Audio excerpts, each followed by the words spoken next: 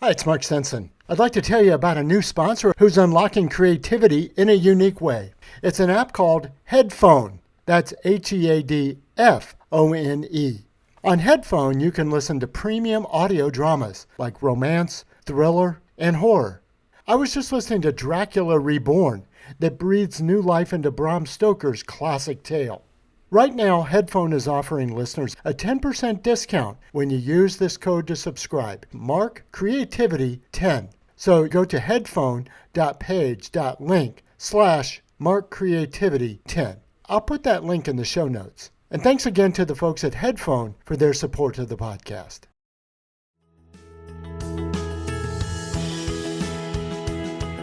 Tap into your most original thinking.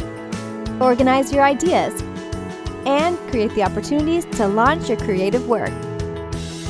Unlocking your world of creativity with best-selling author and brand innovator, Mark Stinson. Welcome back, friends, to our podcast, Unlocking Your World of Creativity. And creativity spans the gamut of engineering and ingenuity. And I'm so glad today to talk to a guest who has written about that, studied that, and developed a whole way of telling stories about ingenuity and the engineering behind things that we make. And that's the title of his book. Bill Hammack, welcome to the show. Mark, thank you. I'm happy to be here. He's the author of a new book called The Things We Make, The Unknown History of Invention, From Cathedrals to Soda Cans. Bill, I knew I was going to be talking to the engineering guy, a great handle that you've developed for yourself, and an author of this book. I did not know I would be speaking with such a YouTube star. How do you think engineering became the internet sensation that it's become for you? I wish I had an answer to that. That is at the heart of your podcast. We're talking about creating things. But there's a way in which at the beginning we were a little bit alone in doing it. And I think also it's partly that one of the hallmarks of new media is you aggregate an audience now around the world that's interested in a subject that, only in the US or only in the UK or only in Spain or wherever, you would never aggregate enough people that were interested in it. And so I think it's really a new media phenomenon. My favorite line about new media versus old media, and let's be careful here. I'll speak for myself. I'm an old guy. When I say new media, just for your young viewers, media, right? Yes. But in the days when it was really controlled, you couldn't have an obese middle-aged man talk 12 minutes about a pop can, which is what I do on YouTube. They would have said, with some reason, that wouldn't be interesting to anybody. And part of new media is the low costs of distribution, low cost of production, and you can test out that kind of thing. Yes, and they're really great videos. The simplicity and the production, first of all. And so it is all about the story. And why don't we go there? It's like the story of how we create things and then how we make them. Isn't it an interesting bridge then to think about all the sort of inventions and ideas we have, moving that over into the actual production? When you deal a lot with how did they make it? Not just how did they come up with the idea, but how did they make it? And that is absolutely a fascinating thing to me. And I'll tell you, one of the frustrations with it is much of how they make it is a trade secret. All right. We would like to go in and film diaper lines and things, production of diapers, but you can find some video of that, but it's pretty old. You can't see the modern stuff. Or one that I've wanted to do for years is how do they put the ketchup in those ketchup packets that you have, right, at a fast food restaurant, and there's no chance they will let me in there to see how that happens. And so that's actually one of the hard parts about the work. But what I find fascinating is the reliability from these, the reproducibility. It turns out if you buy things and 1 out of 100 fails, you'll stop buying that, right? That sounds extraordinary, but no, we're well past that point for most of the things. We have these little cheese sticks my kids eat. If that particular brand doesn't open, we're done with those. You can find ones that do open well. So that, to me, it is those two things together. As you put, how do you conceive it? And then how do you design a way to make it and to manufacture it? And as I just said, to make it reliable. That's fascinating to me. Yes, because we do live in somewhat of a zero defect expectation, don't we, as consumers? It's yes, exactly. And part of that's driven and if by that little digital. notch on that little plastic packet doesn't work right, Right, you're right, we give right, up. right. And I speak from experience. I was trying to open a cheese stick last night, and I was hungry and couldn't. And so I noted that, that brand very Yes. quickly. And your research for this book does span the sort of simple everyday objects all the way to right there in the subtitle is cathedrals. And we often are fascinated by this. Look, they didn't have the same science, they didn't have the CAD programs and the art programs that we have today. How did they make that? And you really So delve into that. yes, and the reason I chose Cathedral specifically was because I think it strips bare the engineering method, because it removes all the stuff that you talked about that's confused for the engineering method. The tool is often confused for the method. And it's not to say that none of that is useful. We want all of that. And when you look at how they did these cathedrals, they were using what are called rules of thumb. So approximations. And the one that I go into deepest in the book, and I have a video about it, is how they sized the thickness of a wall so that the cathedral wouldn't collapse. But there was a thousands of these that they would use and that they would pass down. And that's the essence of the engineering method. Is it's not hypothesis driven. It's not even necessarily science driven. And this is something that I do find upsets people. It is its own method, and it uses trial and error. It uses scientific information when you can get it. It uses rules of thumb principally, which are a shorthand way to design something without having to construct from first principles why it should work or why it doesn't work. And it's a fundamentally different way to operate than science. So I do go in a bit to how they size those walls and the rule of thumb that they use, which we would articulate as it's a certain percentage of the walls, the arch's width, but they would never have said it like that.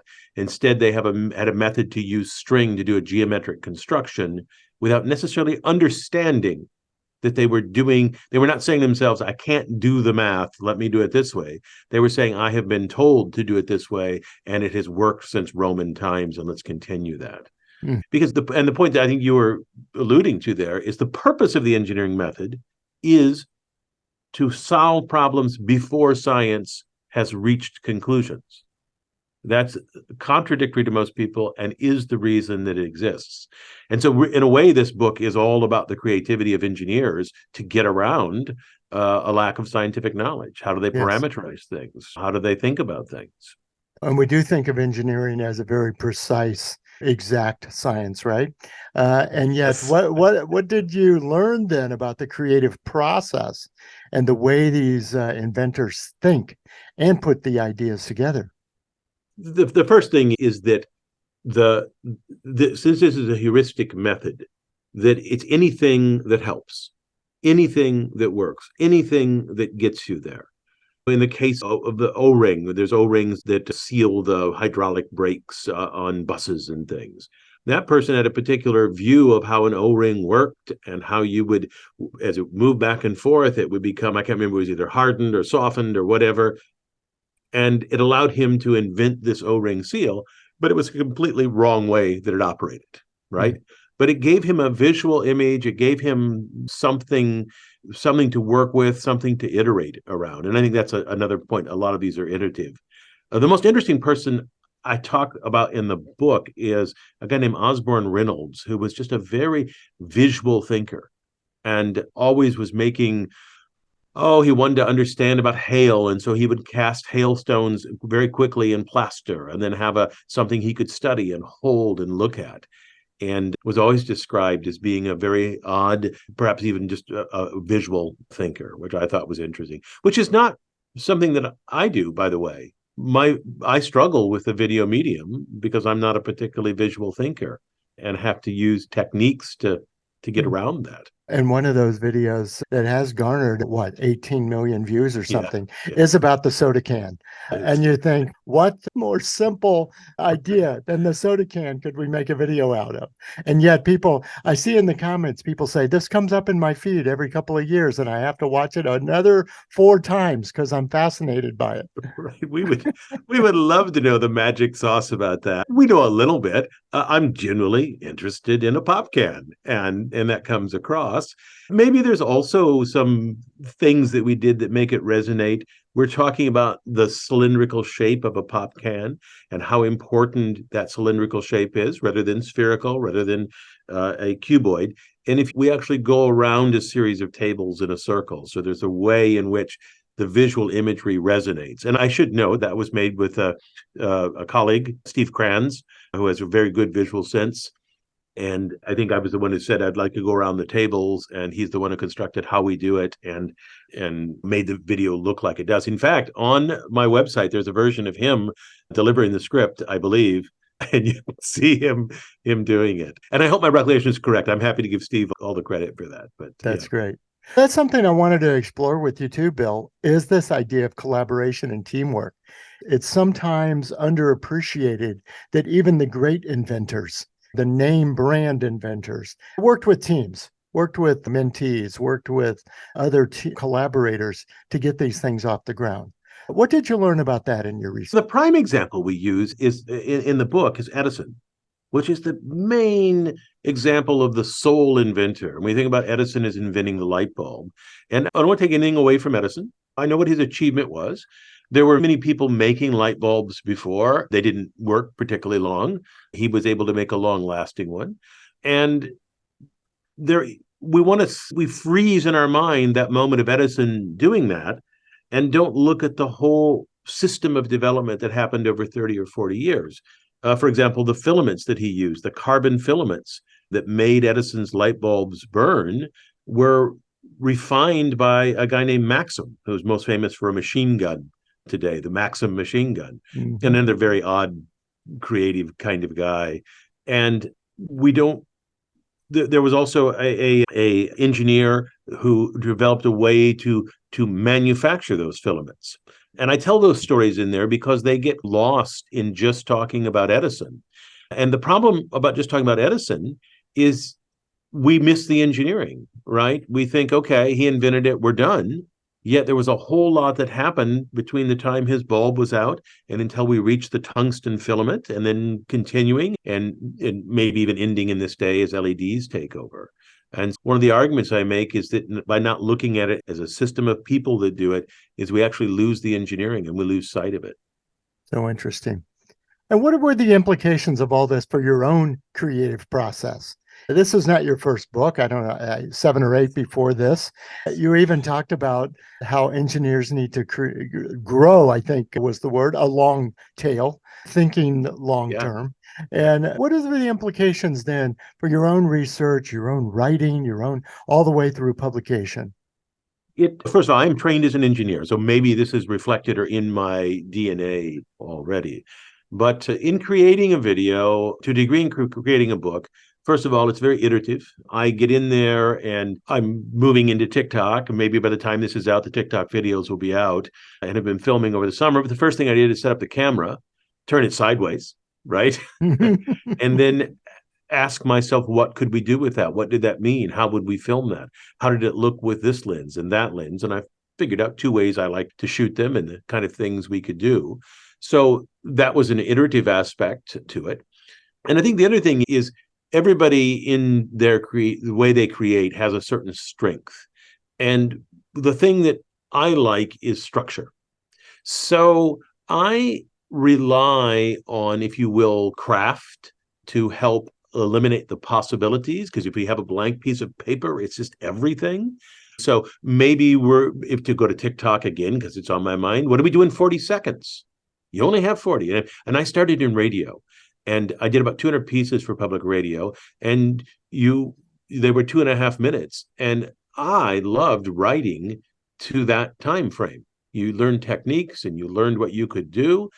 And I want craft to help me. And I also spend a lot of time on structure, which seems to be the strength. And you mentioned this a little bit or alluded to it, that in my videos, you have this presentation that you can follow very carefully. And that takes a long time to do. And that's where I spend most of my effort, is what is the order of the information going to do, to what's going to happen with it. Because in a video, you want to write in these small 30-second circles where you make a point and it links to the next point. You never want to say there are 3 things that are important. 1, blah, blah, blah. 2, blah, blah, blah. 3, you've lost people. And instead, you have to work out that structure so that it follows through, and so they can keep it all in their mind as it's going along.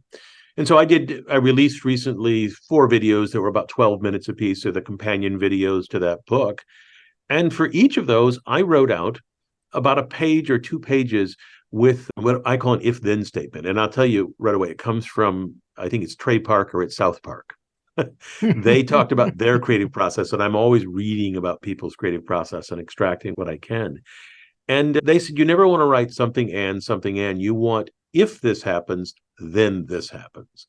Because that gives you a structure and a momentum. And I took that and I used a thesaurus, and I found a lot of not contractions, what's the fancy word for wherefore, whether, thus. Yes, these transition phrases. Yes. These transitions, it's a good grammar word for them. Yes, and I have them all in front of me, and I will write this whole statement. If the medieval Masons learned this, then this happened. Which means, and so I have this whole structure worked out before I write a script. And at the same time, we've been shooting some of the close-ups. And so I have a set of images in my mind of what some of the things are that we're going to be showing. But that structure to me is what I think lets the creativity happen, which I think is paradoxical to some people. Yes. Right? Well, especially for those who do think in structure. I must have the 5 points and I must list them out in the order that they occur. So exactly. Yeah. But it's surprising how long that takes to, at least for me, I should say that. I think for all of us. I'm glad you brought up the radio background. I couldn't help but notice just a little bit of a Bill Curtis inflection in your voice. So you come at it naturally, I think. But I met Bill Curtis very early on before I did radio. We had a meeting with him. I love the nicest man in the world. Yes. We're in there, we're meeting with him, we're trying to pitch him a show, and his dog comes over and he pets it, and he's very nice. And after the dog leaves, what's the dog's name? He goes, I don't know. It's somebody else's dog from next door, and it just comes in here.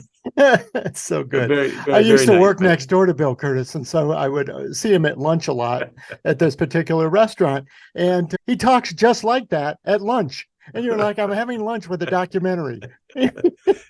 So he's slightly older, but I think we're both Midwesterners. I was born in Indiana, raised in Michigan, and actually had a Southern Indiana accent, which I worked with a voice teacher to get rid of when I was in my 30s, I think. Yeah. Early 30s.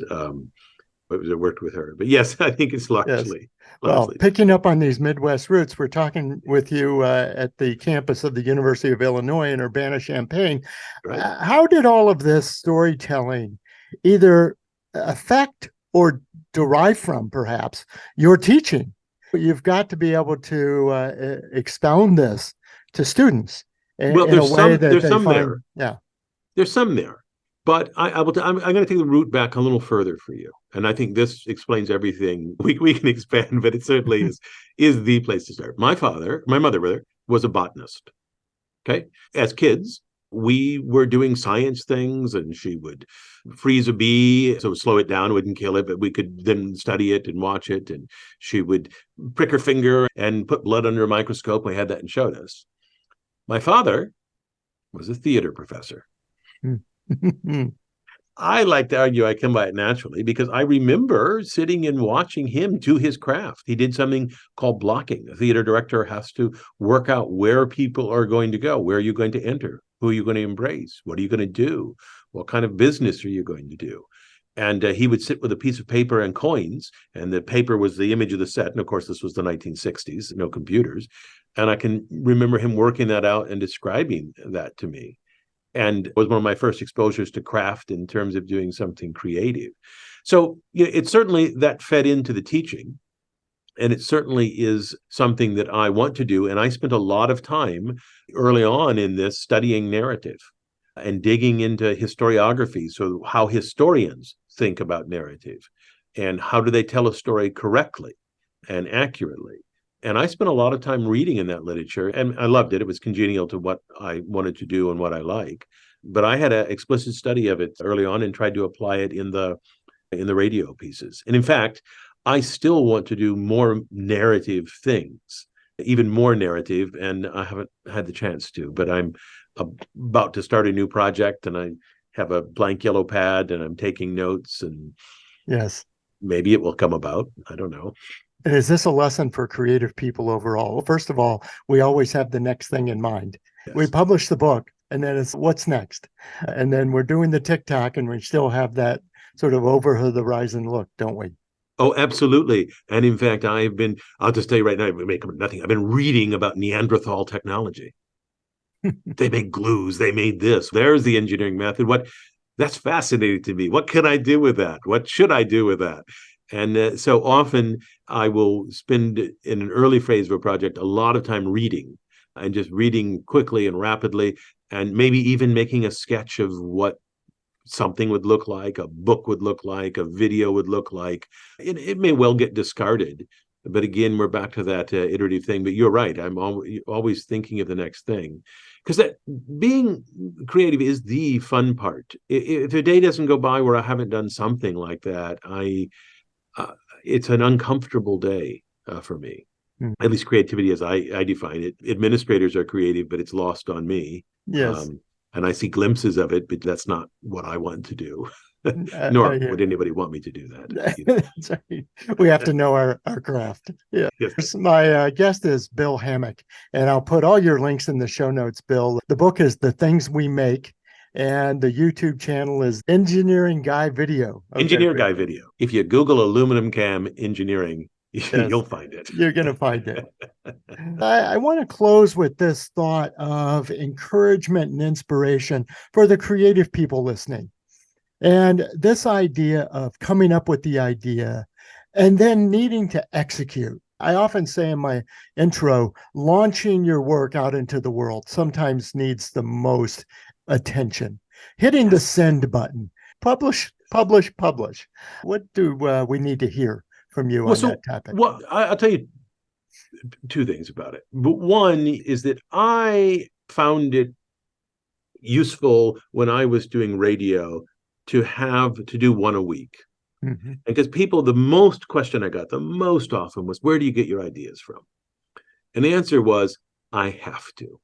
Because if I go in there, I would write 3 and then go in and tape all 3 and then have 3 weeks to write 3 more. And I can't go in there and look at the sound engineer and say nothing. And that's not a particularly satisfying answer, but it does tell you that you need to have some scheduling. You need to have some goal that you're going to get to. And the other thing is, on the opposite end, is I have posted in my office here a quote from Samuel Taylor Coleridge, which I used at the front of a book I did on the airship. And I've got it right here, and I'll read it to you, and then we'll see what that does for creativity. And Coleridge was, I think, 18th century, if I remember. And he says, never to lose an opportunity of reasoning against the head-dimming, heart-dampening principle of judging a work by its defects, not its beauties. Every work must have the former, we know it a priori, but every work has not the latter, and he, therefore, who discovers them tells you something that you could not with certainty or even with probability have anticipated. And I find as a creator that I like that, because that means let go. Look, everything I've made has defects in it. I'm not going to tell you what they are. Go read the comments. You know what I mean? But what you are after is that beauty that you can achieve within that, and that you're not going to get perfection, and you just have to let it go. And so I find that obviously a way to do criticism, but as a creator, I find that is heartwarming. That is encouraging, to let it go, to let it be out there, and whatever defects it has. And let's hope they're not lethal. Mm-hmm. And let's hope there's beauty in that. And find your lane that you can create that kind of beauty. Well, and to continue to put the work, of course, but yourself out there too. You do interviews like this. I talk to people who I haven't met before. I see your book on the bookshelf and I think, this sounds like a fun guy to talk to. And we've known each other for 10 minutes now. And I think we've hit it off pretty well. But we have to put ourselves out there, don't we? I have to correct you. I'm a radio guy. We've known each other for 11 minutes and 30 seconds. Yeah. Okay. You're also an engineer, but so accurate. Exactly. When I give a speech, I don't do very many of them, but I always say, look, this will be done in 52 minutes. I'm a radio guy. It'll be over. And we have people that time it and they're like, wow, how'd you do that? How did you know? I know. Well, I'll give you a clue. It's 160 words per minute. Yeah, I love that. And A I think rule of of thumb that I and I learned in think of my radio. therapist friends. I see our time is up. Very good. Oh, very fun. My guest is Bill Hammack, the author of The Things We Make. Bill, what a pleasure talking with you today. Thank you. And we'll be sure to watch for those TikToks and see how that's going for you. Well, I'll be watching. And listeners, come back again next time.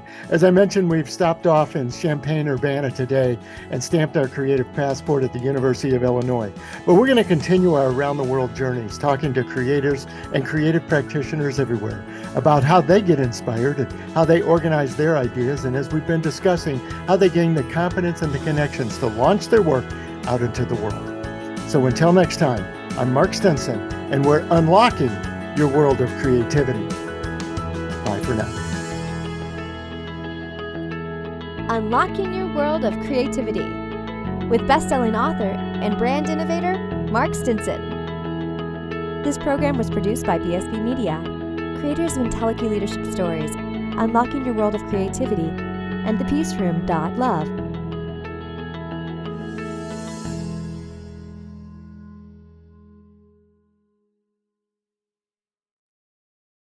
If you like this podcast, here's another show that you'll like from BSB Media, The Patients Speak, Healthcare Innovations Accelerating the Patient Journey. It features interviews with healthcare leaders, patient advocates, medical providers, and researchers. Presented by 83 Bar. Look for The Patients Speak on your favorite podcast app.